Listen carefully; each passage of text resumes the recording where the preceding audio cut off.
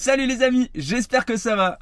Aujourd'hui je suis super content de vous retrouver parce qu'on va faire un format de vidéo qui change un petit peu d'habitude. Bon là je suis dans un endroit super sympa, j'ai même le soleil en pleine figure. Allez, je vous montre quand même où je suis parce que franchement c'est juste magnifique. Alors il est pas top comme spot ici pour travailler.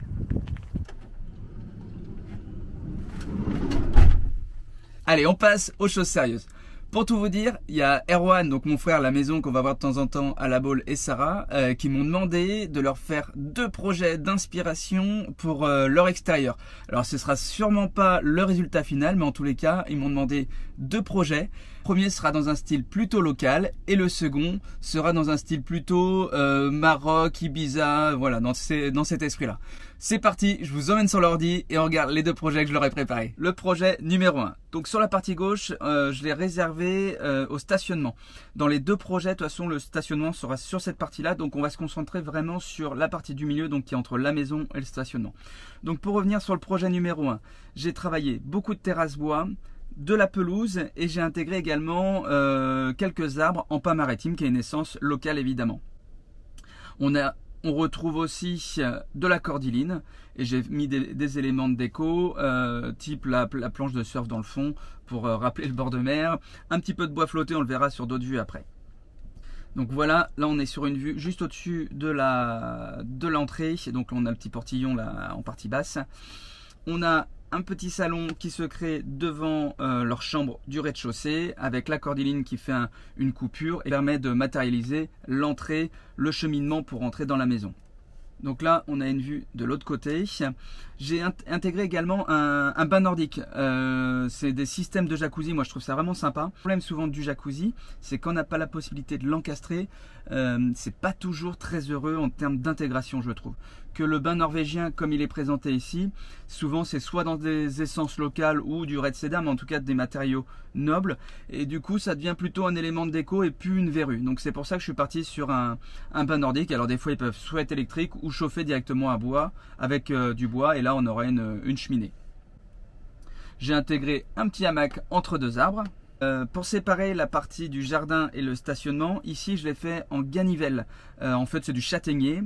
On retrouve souvent ce genre de produit en petit cheminement pour aller sur les plages, dans les dunes. On retrouve, alors pas exactement la même chose, souvent c'est un peu plus écarté, mais c'est des produits qu'on retrouve. Donc ça fait vraiment très très local. Une dernière vue sur le jardin d'inspiration, on va dire locale. Donc je crois qu'on n'a plus qu'à passer au second projet. Le second projet, donc là on est sur un projet, on a toujours le stationnement qui est sur la partie gauche. On va se concentrer au milieu.